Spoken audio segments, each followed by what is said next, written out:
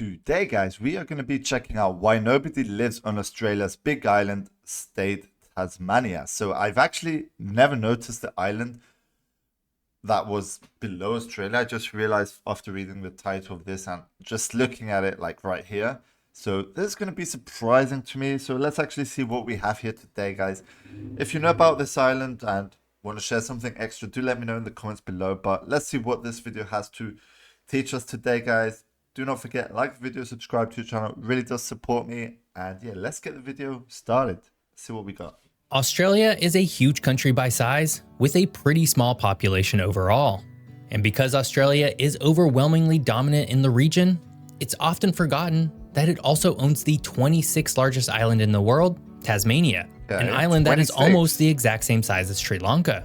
But unlike Sri Lanka, which is home to over 20 million people, Tasmania only has about 570,000 people. Okay, I just want to say, for those of you who don't actually know, I am half British, half Cypriot, and I currently live in Cyprus.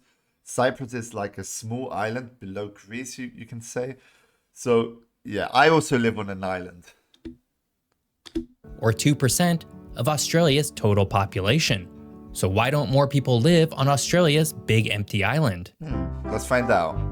Maybe too many animals, that's my guess. We're heading down under for today's episode. But while it might be easy to look at the general population distribution of Australia at large, and that might become a future episode someday, I became fascinated with Tasmania and why more people don't live there specifically. Given Australia's increasingly severe wildfires and warming temperatures overall, it's quite surprising that more people don't opt for Tasmania's relatively cooler temperatures. But of course, as usual, there's a geographic reason for this. But first, because today's video is all about Australia, Hunter and I finally had to get to our episode all about the insane geography of invasive species. Australia in particular has suffered greatly at the hands of critters that were below. Okay, let's see what we got. The history of Australia and Tasmania. Australia is known mostly as an Anglosphere country due to its colonization by the British Empire in the late 1700s. But people have existed in Australia for far longer. The Aboriginal peoples of Australia have what is considered to be the world's oldest continuous culture, with evidence suggesting their presence in the region for at least 65,000 years. These indigenous communities thrived across the diverse landscapes of Australia, from the coastal regions to the arid interior, developing rich cultures, languages, and deep connections to the land. But as we see around the world during this time— seriously, Australia really does have a nice location. I mean, I love the location of the country. Colonization would change their lives completely. The first major change to Australia's landscape came with the arrival of European settlers. In 1788, the British established a penal colony in what would become the state of New South Wales, marking the beginning of a new era. The colonization brought profound changes, including the introduction of new invasive animals and plants, the spread of diseases to which indigenous populations had no immunity, and the start of a long, painful history of displacement and conflict between the British Empire and the Aboriginals. Much in the same way Africa, North America, and South America were, Australia's development was marked by the expansion of European settlements, the discovery of gold, and development of agricultural industries with which goods could then be shipped back to England. The gold rush of the 1850s in particular brought a surge in population and wealth, transforming the social and economic landscape.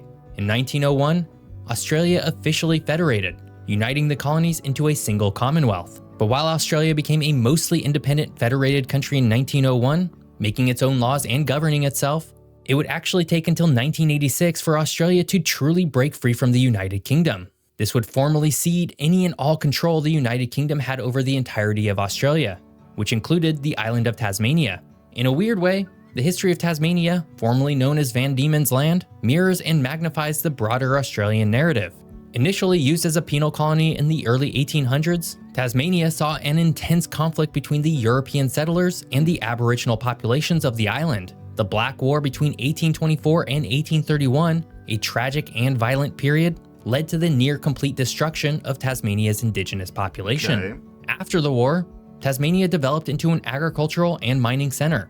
The discovery of tin and copper led to economic growth, while the island's natural beauty and unique wildlife began attracting tourists. In the 1900s, Tasmania's economy diversified into sectors like manufacturing and services, with a growing emphasis on environmental conservation, given its vast quantities of temperate rainforests. Tasmania is a microcosm of Australia, Everything that happened on the mainland happened in Tasmania as well. But one thing that is very different is the geography attached to this stunning island. But before we explore Tasmania's physical geography, if you're enjoying this video, hit that subscribe button. More fun geography videos are just a single click away. Listen, I want to see Tasmania, bro. Oh, ads, bro, ads. Tasmania, very different geography. Let's see how it is. Tasmania, Australia's smallest state, is an island of unique physical geography, distinct in many ways from the mainland's landscape. Situated about 200 miles south of the Australian mainland and separated by the Bass Strait, Tasmania is well known for its rugged beauty, right? Extensive wilderness areas, and diverse ecosystems. And it must be pointed out that, despite being Australia's smallest state, the island itself is still quite large. All told, Tasmania is the 26th largest island in the world, nearly the same size as Sri Lanka, and larger than the US state of Florida, both of which have many millions more people than Tasmania. The island's terrain is predominantly mountainous, a stark contrast to much of mainland Australia's flatter landscape overall. The central and western parts of Tasmania are dominated by the Central Highlands and the rugged West Coast Range. This mountainous terrain is a part of the Tasmanian Wilderness World Heritage Area, known for its ancient temperate rainforests and alpine areas. The highest peak is Mount Osa, reaching 5,305 feet. That said, Mount Osa is not Australia's tallest mountain. Rather, Mount Kosciuszko in New South Wales is, reaching 7,310 feet, still quite small in terms of global mountain peak height. Due to its mountainous terrain, most of Tasmania's population is located near the coast, but even the island's coastline is markedly different from much of mainland Australia. While the mainland boasts long, sandy beaches and large open bays, Tasmania's coast is characterized by steep cliffs, secluded coves, and small, often rugged beaches. This is especially evident in the famous Tasman Peninsula, home to the dramatic sea cliffs of Tasman National Park. The climate of Tasmania is another point of distinction. Unlike the mainland's predominantly arid and semi-arid climates, Tasmania experiences a temperate maritime climate. This results in cooler temperatures, higher rainfall, and a far greener landscape compared to much of Australia. The west coast of Tasmania is particularly noted for its high rainfall, fostering lush rainforests, while the east coast is relatively drier and sunnier, home to the island's agricultural regions. Finally, in terms of ecology, Tasmania is renowned for its unique flora and fauna. The island's isolation from the mainland has allowed for the evolution of distinctive species, such as the famous Tasmanian devil. The cool temperate rainforests are home to unique tree species like the Huon pine, some of which are among the oldest living trees in the world. Despite the greenery, cooler climates, and lush vegetation, however, Tasmania exists as something of an afterthought in terms of Australian migration. Very few Australians have decided to make Tasmania their home. Why so few Australians live in Tasmania? Tasmania, despite its natural beauty and unique environment, has a significantly lower population compared to mainland Australia. In fact, the single city of Melbourne, located just 200 miles north of the island, has a population nearly 9 times the size of the entirety of the state of Tasmania, which begs the question, if Tasmania is such a lush paradise, why don't more people live there? As with population migration around the world, economic opportunities play a crucial role in determining where people choose to live. In this way, Tasmania and Australia are not all that different from, say, the United States or Canada. Cities like Melbourne and Sydney are economic powerhouses of Australia, offering a wide range of job opportunities. Tasmania, on the other hand, has a more limited economic base. That is true. Historically reliant on resource-intensive industries like mining and agriculture, Tasmania has yet to experience the same level of industrial or technological development as mainland cities. This limitation has influenced migration patterns, with many seeking employment opportunities gravitating towards the mainland. Secondly, the climate and geographic isolation of Tasmania is a huge deterrent for attracting people. Tasmania's cooler, wetter climate contrasts sharply with the warmer, sunnier conditions found in much of mainland Australia. While this kind of climate can be appealing to some, especially during an age of a warming Earth overall, this kind of weather has historically been far less attractive to those who have the option to live somewhere warmer. And being an island separated from the mainland by the Bass Strait, Tasmania is more isolated, affecting the ease of travel and transport. And while the island is only 200 miles south of Melbourne, Tasmania's largest city, Hobart, is on the far southern side of the island, making the largest population center even more isolated than the island itself. This isolation can be a significant consideration for individuals and businesses alike. Finally, education and infrastructure also play a part. Major cities like Melbourne and Sydney are home to some of Australia's top universities and cultural institutions, drawing students and academics from around the world. Tasmania's educational offerings, while growing, are not as extensive. And in terms of infrastructure, while Tasmania has seen significant improvements, it still lags behind the larger cities in areas like transportation and healthcare facilities. All of these things play their role in the crucial decision for where people decide to live. Today, the largest metropolitan regions in Australia are led by Sydney with 5.3 million people, Melbourne with 5 million, and Brisbane with 2.6 million. Even Perth, often considered to be the most isolated major city in the world, is home to 2.2 million Australians, all of which are far larger than Tasmania's largest city, Hobart, which has just 253,000 people. Crazy, but while everything in this segment contributes reasons to why so few people live in Tasmania, certainly one of the big reasons is its physical geographic location in one of the windiest regions of the world. Yeah, that could be true, bro. The roaring 40s westerly winds. Okay.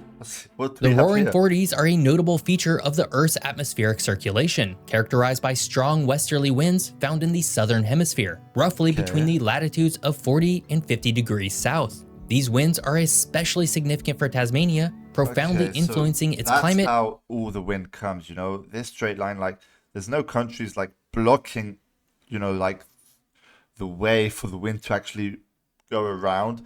So Tasmania is in a hard location, same as New Zealand right here. I think that's New Zealand, right?